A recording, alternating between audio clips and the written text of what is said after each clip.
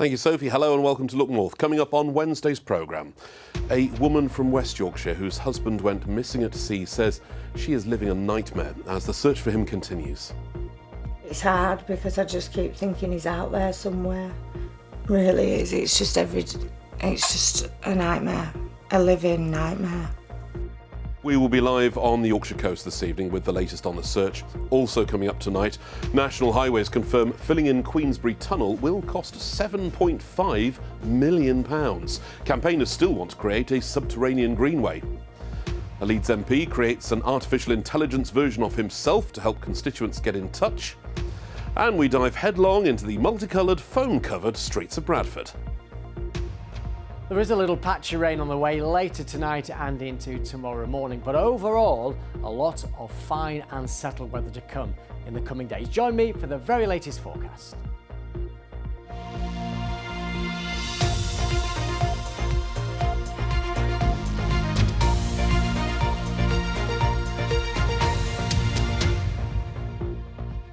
Hello there, thank you for your company. A woman whose partner is missing at sea says she is living a nightmare. Father of two, Matt McDavid from Leeds, vanished from sight while swimming off the coast near Flamborough last Wednesday evening. Police efforts to find him have been hampered by the weather, including, of course, the recent storms. His partner, Michelle Sigsworth, said his disappearance was hitting them more and more as each day went by. Ollie Constable is near Flamborough for us this evening. Ollie. Thank you, Tom. As you say, Michelle and Matt were here at Thornwick Bay for a family holiday, a well-earned break. They've got a caravan just at the top of the hill behind me. Well, on Wednesday night, Matt went for a swim in the sea, as he has done many times before, but the conditions that night meant he quickly got into difficulty, and now he hasn't been seen since. Well, the search for him has been hampered by those storms and that poor weather, meaning his family have been left desperate, searching for answers. We spoke to his partner, Michelle, and just a warning, you may find some details in this report upsetting. We thought, right, we'll go down to the beach, which we do every evening. We'd have a little fire burning, and then he would go in for a swim. He just loved to go out. It just cleared his head. And as I were videoing, you could see the waves getting a little bit stronger, which I've never seen it like that before. And I started panicking a little bit. Just kept my eye on him while I were videoing, and then I lose sighting of him. Before I knew it, I just rung 999 and said, look, I think my partner's in difficulty at the sea. And within about 8 minutes, they were all there. The Coast Guard, the RNLI and the police searched well into the early hours, but Matt wasn't found. Thornwick Bay and the caves which surround it can create difficult conditions for even the strongest swimmers. I don't think it's aware enough out there that it is a riptide until the Coast Guard's told me, and it goes out and it can take you that way, it can take you through to Filey and Scarborough that way. And where we're sat as well, you can just see the tops of the cliffs and the sea there. Yeah. It's hard because I just keep thinking he's out there somewhere. Really is. It's just a nightmare, a living nightmare. Michelle is staying with family nearby, waiting for the sea conditions to get better so the search can restart. Every day is painful. He was such a great dad and absolutely loves the girls, so when it's getting to a little bit later on a night, it's like, I'm missing Daddy, and it's hard when you're broken and then you see your kids like that. And my family's been fantastic. They're here, they've not left my side. Michelle hopes answers lie in the caves near to where Matt was last seen, with searches possibly happening there tomorrow. You look out there and you think, well, it's sunny, the weather looks good.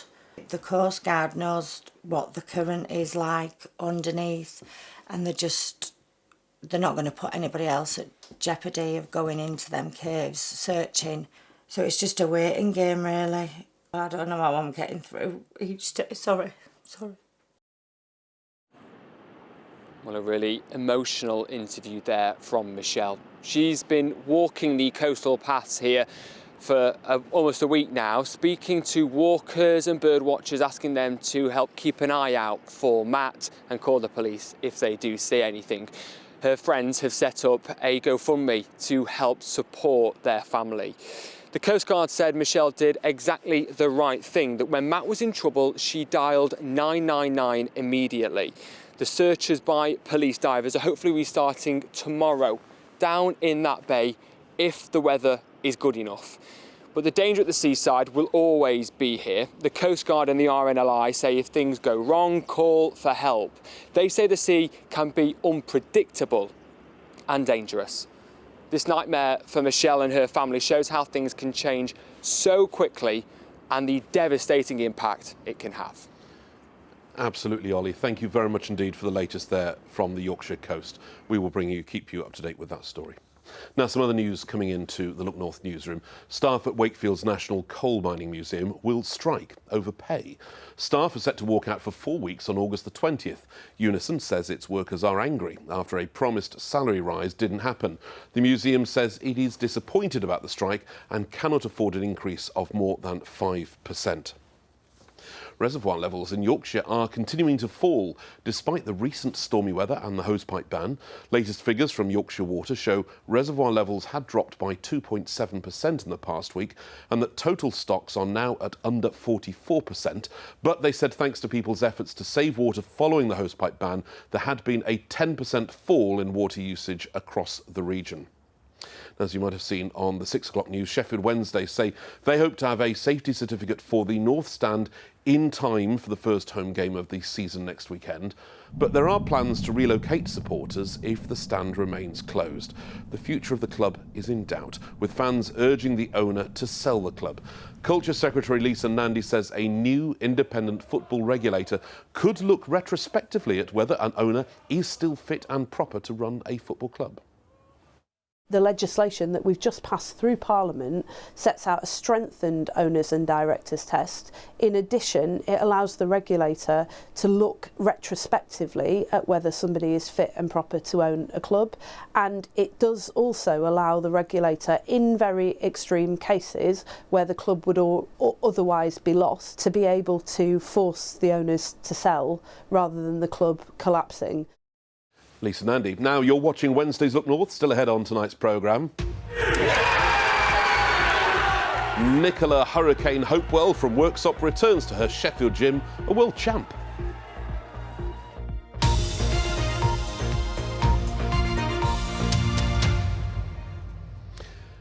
Now, another story we've covered a lot of on Look North. The government's roads body National Highways has confirmed the cost of filling in Queensbury Tunnel will be £7.5 million. Campaigners in the Bradford village have fought a long campaign to get the 1.5 mile long former railway tunnel reopened as a greenway for walkers and cyclists. But the government is now backing plans for the 1870s structure to be made inaccessible because it says the restoration would be far too costly. With the very latest, here's our transport correspondent Spencer Stokes. 150 years ago, there were people here with picks and shovels and explosives and horses pushing this thing through the landscape.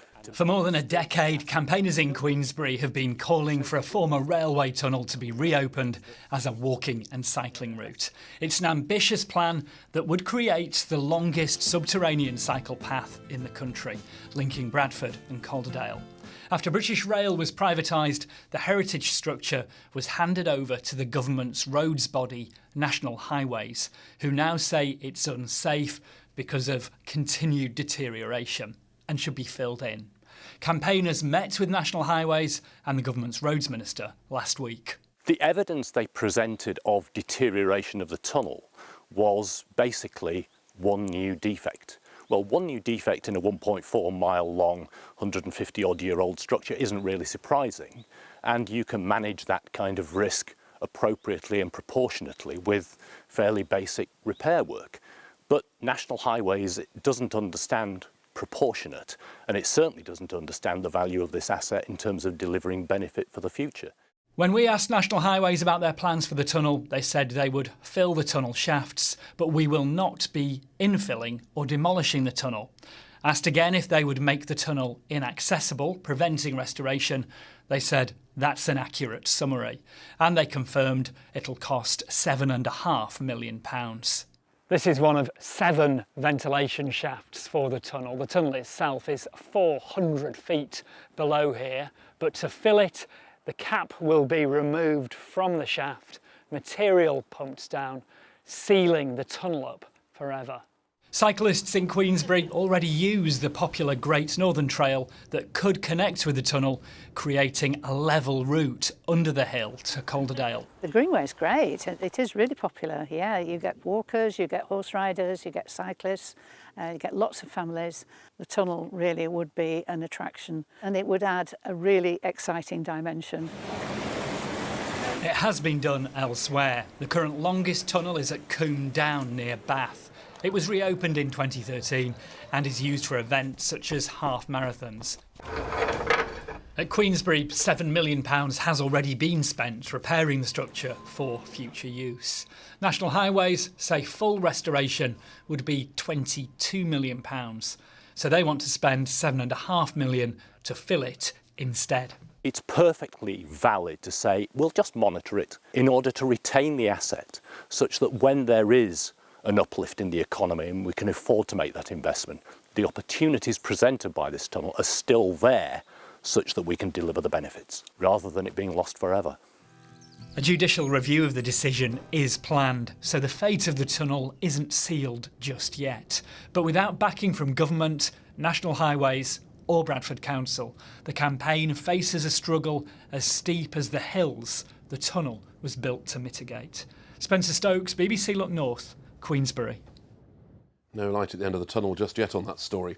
Now, a Leeds MP has become the first Member of Parliament to create an AI version of himself. Mark Seard says the AI, which uses his likeness and his voice, will help his constituents contact him around the clock.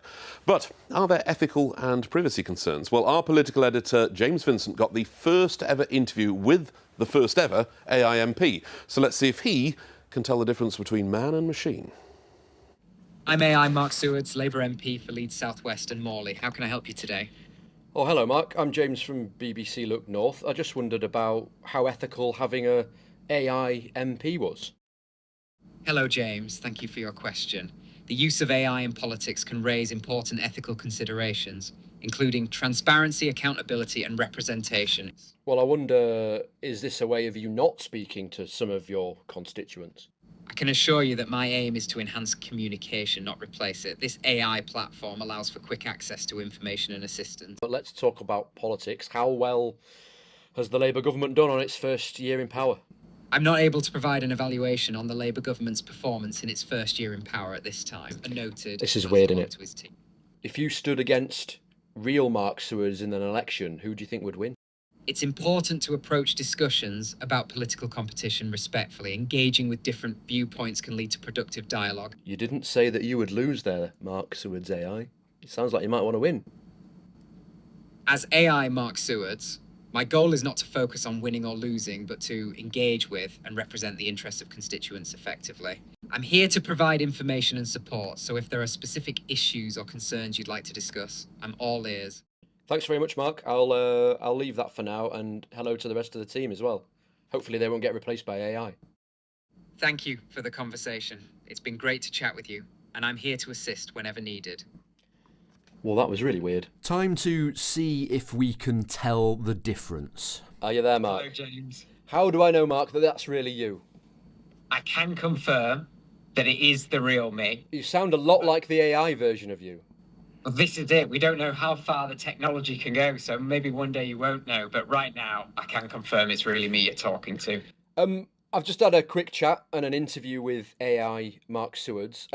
Why have you done it? And are you worried that there are concerns about use of AI or misuse of AI and what you might end up saying? Because it's not you. Of course, but we've stress tested this particular model. If we can create a model that functions properly without saying ridiculous things, that's the way to go.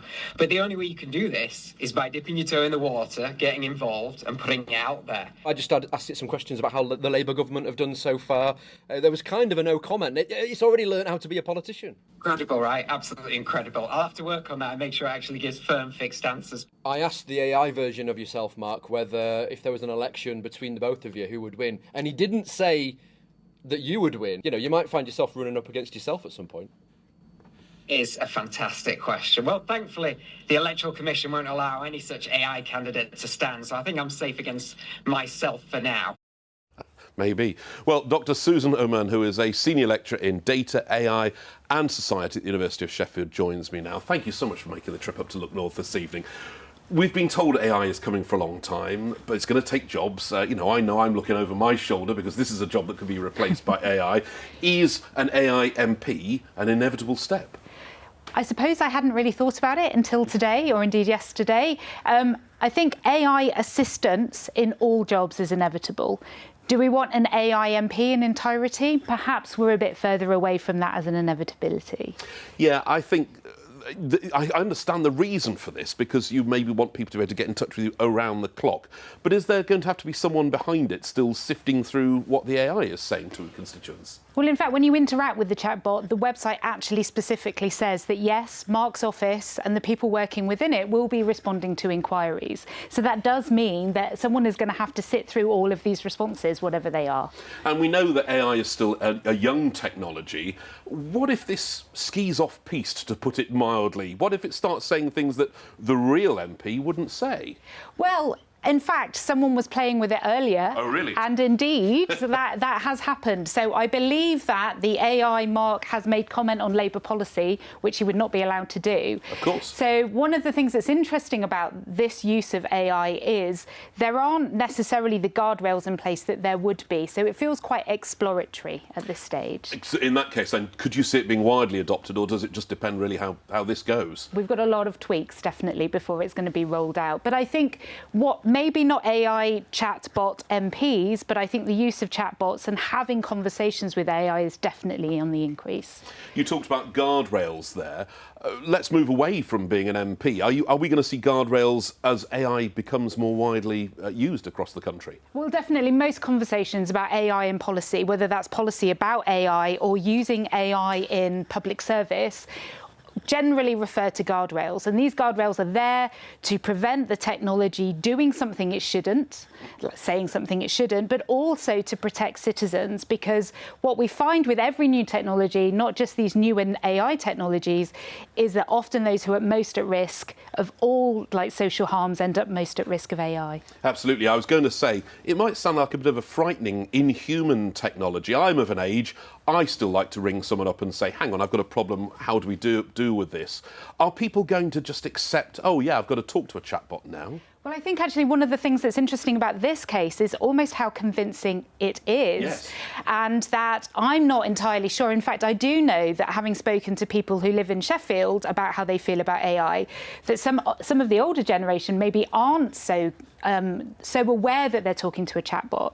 So I think actually one of the things that we need to be thinking about is making people aware, making people realise that they aren't having an emotional conversation with someone when they're sharing their trials and so on. And that's the dilemma here, isn't it? Because we're trying to make AI as real as possible, but at the same time we're saying it needs to come with a big neon sign over the top saying, this is not real. Absolutely, yes. And indeed, what's happening to your data when you're typing into it, that's another big problem. Indeed, where does it go? We don't know.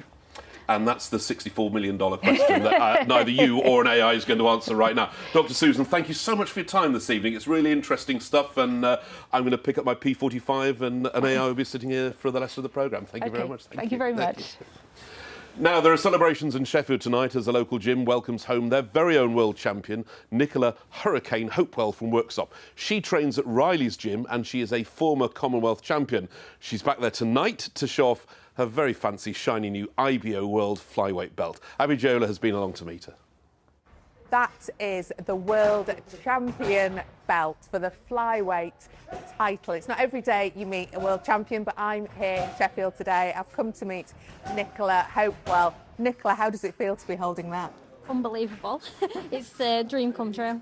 something I've been working hard towards for 13 years, so just finally to get a world title, I'm just over the moon with it. I think it's sunk in now that I've actually got my belt, because I had to wait a week or so to get it, because I had to give the one back on fight night. So now I've got it in my hand, I think it's like started sinking in a little bit more. Now, you didn't start boxing as a kid, did you? You started off dancing, but now you're a boxer. Yeah, I danced from being age 5 to 16. I didn't start boxing until I was 20. Then I started amateur, turned pro 3 years ago. So, yeah, not always been a boxer. It always looks pretty brutal to me. You get in that ring, people are punching you. What makes you want to do it? I think just adrenaline, and just when you get an achievement and you actually achieve something, you just want to keep going and you just want more. And what next? How long can you keep hold of this belt? So I believe I've got to defend it within a year, but I hope to be out before then. If it's a defence or if I go on to other titles, other belts, I just have to let my team see what's next, and we'll make a decision together. Oh, well, good luck with whatever comes next. Daz, you're Nicola's trainer. What is it about her that makes her this good? She listens. Everything I say, everything I ask her to do, she just soaks everything up and just does it. She's a pleasure to train. She makes my job easy. Well, you must be really proud of her. Yeah, definitely. 100%. I mean, she deserves it. I mean, she's probably one of the hardest working fighters I've ever come across. Now, she trains here at Riley's gym in Sheffield, but Nicola is from Worksop. Rob, this is your gym. It is. Is this your first world champion? Definitely is. I'm so proud of her. She's I'm just stepping what Dad says. She's the most dedicated boxer in this gym. She's unbelievable. She never misses training. Even when she's poorly, she's in the gym. She trains her socks off. This belt is just a little bit of something what she deserves. I believe she'll be unified world champion within the next 2 years. It's fantastic. Absolutely buzzing when she's in the gym. Well, congratulations, Nicola. Nicola is going to be showing off that belt to people as they're in and around the gym today. So let's wait and see what the next title is. Thank you very much, Abby. We are buzzing too. Congratulations, Nicola. Now, this is why an AI can't do this job, because occasionally we have to stand up and say, now take a look at this. If you've been walking through Bradford City Centre today, you might have noticed something a little bit different going on in Centenary Square. As part of Bradford 2025, German artist Stephanie Lüning has filled the square, of course, with tons of multicoloured foam. And the creation is completely immersive, as our man Jacob Tomlinson, who is in there somewhere, has been finding out. Now, when I was told to come to Bradford City Centre because I was expecting to see a huge pile of foam, I thought there'd been a huge issue with the plumbing. Thankfully, that isn't the case. It's something far, far better. Let me introduce you to the island of foam, which, quite frankly, does exactly what it says on the tin. It's 100 metres by 100 metres, and to add to that, hundreds of people have come to check it all out. Now, what's fantastic is the person behind this is yourself, Stephanie Lüning. This isn't the first time you've done this, is it? No, it's not. It's the 40th time that I did this big version of Island of Foam. Yeah. And just explain to people, I guess, the question that they're all going to be asking, why? Because I can. And one day, I don't know if I did the dishes or if I was in a bathtub, but one of those two things, I thought, oh, foam is a nice material. And then I started to do research and experiments, and then I came up with a food colouring idea. It is honestly fantastic. You can see by people's faces here how much they're loving it. The island of foam has travelled all over the globe, having popped up in places like London, Paris and Austria. And this was the 40th time it's been produced. But what do the public make of it? I think it's really cool and I can't wait to jump in it. It's just brilliant. These are my nieces and it's just great to be able to bring them out. It doesn't cost anything and yeah, we're having a good time. We can't wait for them to open it. Are you... We speak just as the wind blows a big bit of foam. Are you slightly concerned about the washing later or not so much? No, they're not my kids. It's really crazy and because my hands have gone all red. And it's huge. Come see the island of foam, they said. It'd be fun, they said. Oh, it's amazing, yeah, it's really lovely. We were right at the front, on the front line, and we saw it coming slowly towards us. It was pretty epic, wasn't it? Yeah. Is your T-shirt meant to be white, or is it just turned that colour? It's meant to be white. The Island of Foam is part of the City of Culture celebration, so I feel like it's only right that I test it out. And let's just say that Stephanie did assure me that the foam does wash out, so fingers crossed she's right. Oh wow, there's quite a lot of it here actually.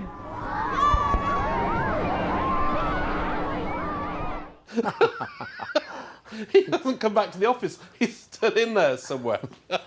And now a man who has a foam party like that every night in his own personal bubble bath. I'm ashamed to say I've never been to a foam party, Tom. Have you? Oh, you and I in Ibiza in a foam party. Absolutely. What's not to like? And can I just say, Jacob had some brand new white trainers which are wrecked. But there we are. He should have read the instructions, shouldn't he? Certainly should have. They're going to need some rain to wash that away. Is there any? Very little, if any. In fact, we start with reservoirs because this is the one, Wessenden. It looks like a puddle, doesn't it? That's up at Marsden. Latest figures show that average reservoir levels are now 44.7%. They continue to fall. The average for early August is around about 73, so they're way below average and continue to fall. The next picture was a sunrise up at Yeadon Tarn. Absolutely beautiful. They seem to be enjoying that one. If you've got any pictures you want to send to me, get them on the Telly X, Instagram and the Weather Watcher website. So a bit of a slow start in the morning. It looks rather cloudy. There might be just a little patchy rain or drizzle, insignificant amounts. And then the afternoon turns brighter with some sunshine. There's that weak front. And then, would you believe it, high pressure comes back in from the southwest for Friday, the weekend and into next week. So summer's on its way back with some sunshine. Not sky-high temperatures, but early next week might reach around about 24, 25 in places. Now, after that quite sunny morning, the cloud has been racing in from the west. So this evening will be cloudy and dry, and then I think slowly overnight we'll see that cloud thickening, and eventually this is a warm front. It's going to bring some patchy rain and drizzle in from the west. We'll see lowest temperatures tonight down to 12 or 13 degrees. Tomorrow's high water times then in Scarborough 3:41 and again at 7 minutes past 4. So we're off to a cloudy start, a damp start in places, some patchy rain, a little drizzle over the tops of the hills, but the back edge comes through by sort of lunchtime or shortly afterwards, and then we see increasing amounts of sunshine developing as we head through Thursday afternoon, just 1 or 2 showers, and then tomorrow evening looks fine and sunny. Reasonably warm as well, 22, 23 in Doncaster, that's 73 degrees Fahrenheit. And then the further outlook, it looks pretty good. If you're on holiday over the next few days, perhaps going to the coast, it doesn't get much better than that. A lot of dry weather. There is a hint of 1 or 2 showers developing sometime over the weekend, late Saturday, but it's mostly dry. And as you can see, it's becoming very warm, 25 into the early part of next week. That's the forecast. Normal service for August then? I think so, yeah, it's looking pretty good. Excellent. Thank you very much indeed. Although we could do with a drop of rain for the garden, couldn't we? Thank you very much for your company. Our complimentary late evening turn-down service tonight is at 10:30. And from all your Wednesday evening team, see you then. Bye-bye.